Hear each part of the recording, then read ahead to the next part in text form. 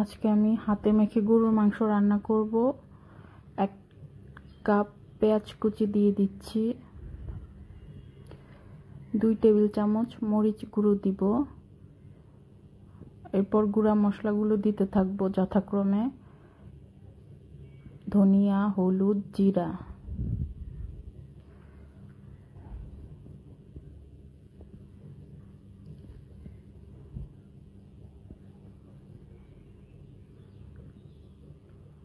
আদা বাটা দিয়ে দিব 2 টেবিল চামচ, রসুন বাটা দিয়ে দিব 1 টেবিল চামচ, আস্ত গরম মশলা দিব। এখানে 1 চিমটি মৌরি এবং রাঁধুনিও আছে, পরিমাণ মতো লবণ,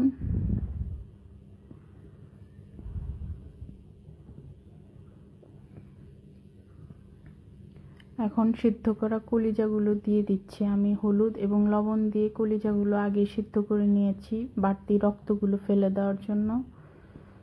সয়াবিন তেল হাতে সুন্দর করে মেখে নেব।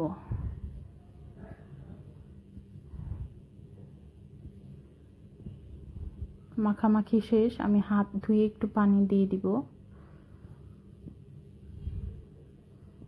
1 টেবিল চামচ সয়া সস দিয়ে দিব, কালারটা সুন্দর হওয়ার জন্য এবং সুসিদ্ধ হওয়ার জন্য। এভাবে 1 ঘন্টা অল্প আঁচে রান্না করব। আরো 10 মিনিট রান্না করে নামিয়ে ফেলবো আমি।